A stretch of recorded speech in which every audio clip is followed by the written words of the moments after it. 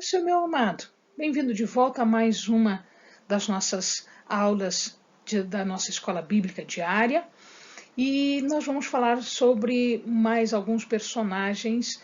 Então, pegue a sua Bíblia, pegue a sua caneta, seu lápis, seu caderno de estudos, ore ao Senhor. Vamos conosco, vamos conhecer mais personagens da Bíblia.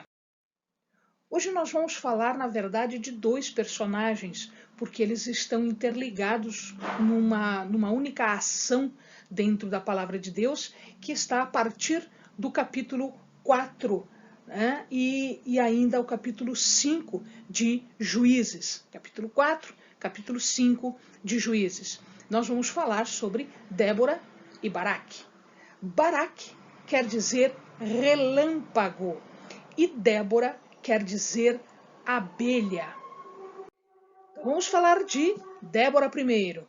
Débora é uma profetisa, era uma profetisa. E ela é considerada a quarta juíza em Israel. Então, nós já vimos os outros três, agora a quarta juíza é uma mulher, ela é Débora. Débora, diz a palavra, esposa de Lepidote. Ela vive nas terras de Efraim, entre as cidades de Ramá e Betel. E era ali que ela julgava o povo e era ali que ela recebia a palavra de Deus. Diz a palavra que debaixo de uma árvore. Então ela fazia todo o julgamento e ela fazia então a divulgação da palavra de Deus que lhe era dada, uma vez que ela era profetisa.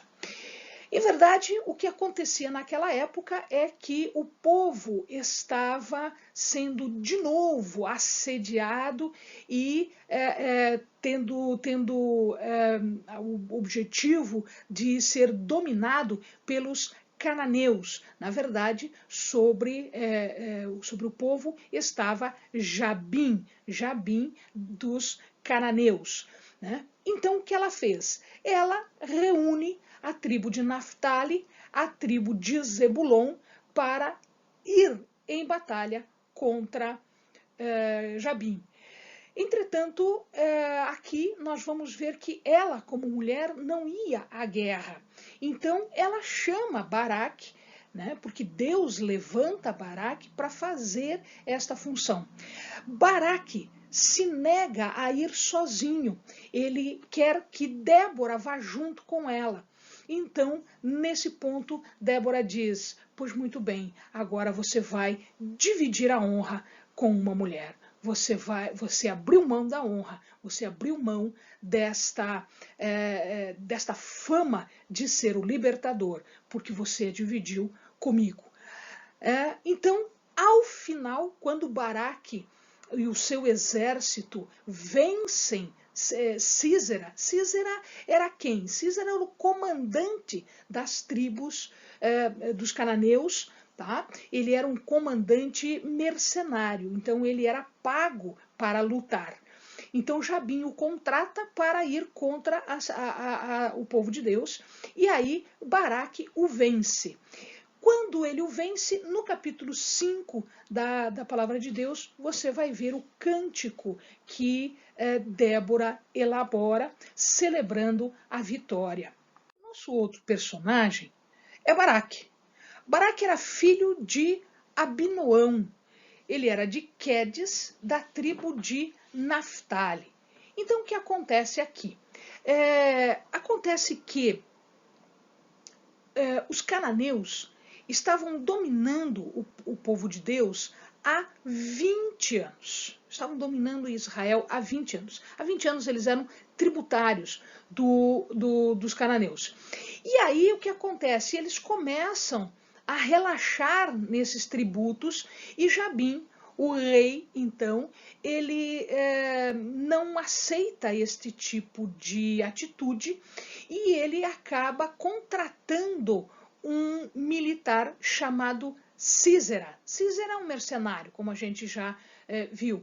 E esse mercenário, ele vive de luta, ele vive para brigar, ele recebe para fazer guerra com. E, portanto, ele é treinado.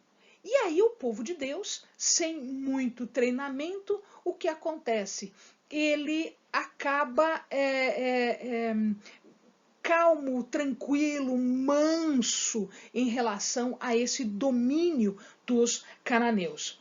Mas Deus levanta Débora e, como ela era profetisa, ele diz a Débora: chama Baraque. Baraque vai ser o líder que expulsará, que vai libertar o povo de Israel. E aí ela chama Baraque. Baraque, então, ele se nega a ir sozinho, né? E ele exige que Débora vá junto, mas ele está enfrentando, na verdade, um exército poderosíssimo. A palavra diz que para esta guerra foram enviados 900 carros de guerra. 900 carros de guerra, jovens. Faça a conta, é como se nós enviássemos 900 canhões, 900 carros de guerra de hoje, né? E não puxados por cavalo, mas tanques de guerra. Né? Então, 900 carros eram um poderio militar muito grande. E eles mandaram 900 exatamente para exterminar o povo de Deus, né? Aquelas duas tribos. Então, o que acontece aqui? Débora disse a Baraque: vá até a planície de Esdraelon, vá até os pés do monte Tabor, exatamente próximo ao ribeiro de Quisson. Amados, veja, se eu vou fazer guerra, eu não vou fazer guerra perto de um rio. Isso vai dificultar a minha estratégia de guerra, isso vai dificultar, mesmo porque era uma época de seca. Então o rio estava muito baixo, na verdade ela deveria estar muito baixo. Porque olha a estratégia do Senhor, ele mandou o seu povo para lá, atraindo o exército de Sísera. Sísera então vai com muita sede ao pote. Ele vai para exterminar todo mundo. Ele leva todos esses carros de guerra, porque o terreno era propício para isso. Era propício para isso. E aí o que acontece? Quando eles chegam lá, inexplicavelmente, pela mente científica, pela mente natural, o rio está cheio. O rio transbordou, o riacho transbordou. Né? Isso não era na época, era uma época de seca, não deveria estar transbordando, não era a época de chuva.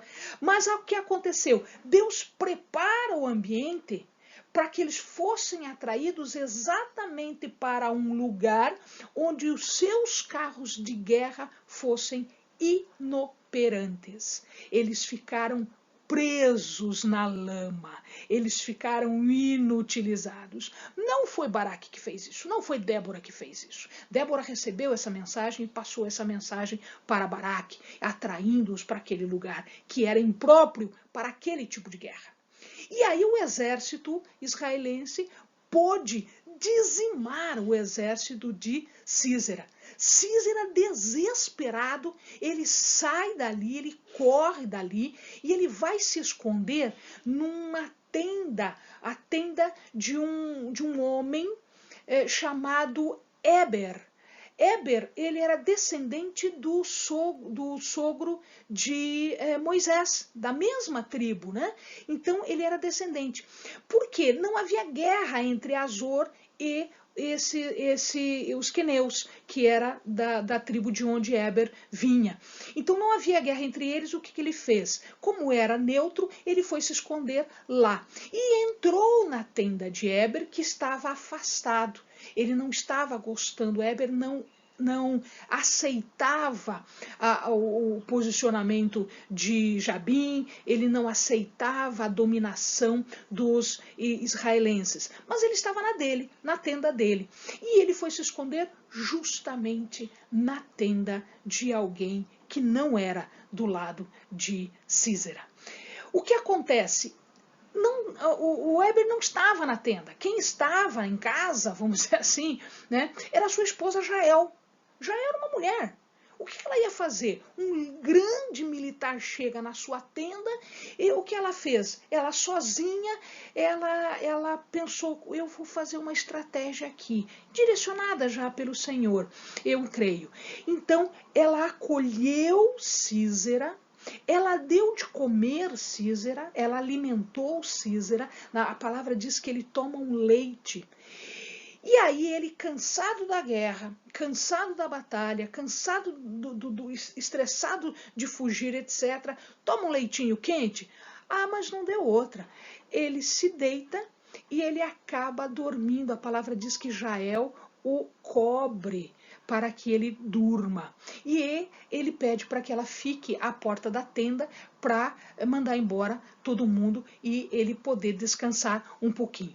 Ora, amados, o que vai acontecer? Acontece que quando ele dorme, Jael tira uma estaca, tira do chão uma estaca que está sustentando a tenda e ela vai devagarinho do ladinho deste grande líder militar, deste guerreiro militar, né, que ganhava a vida guerreando e matando as pessoas, e ela consegue colocar a estaca na fronte, aqui do ladinho, onde o osso é mais fininho. Nesse ladinho aqui onde o osso é mais fino. Ela coloca a estaca ali e ela bate com força, com a força que ela tinha, né? E de repente aquela estaca atravessa a cabeça do Císera e vai fincar no chão, diz a palavra de Deus. Então, olha, morrer em batalha é honra para um guerreiro.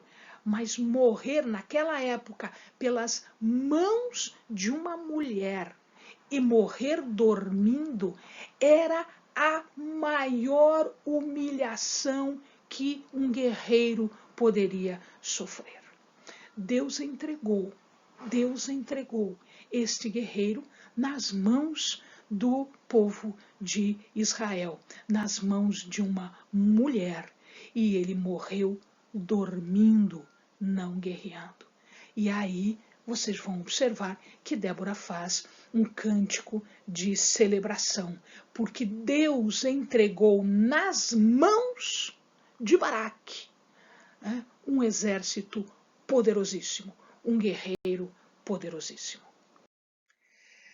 Existe uma outra Débora na palavra? Sim, esta Débora era criada de Rebeca. Lembram lá de Rebeca, esposa de Isaac? Pois então, esta Débora que nós vamos falar aqui, ela era criada de Rebeca, trabalhava para a Rebeca.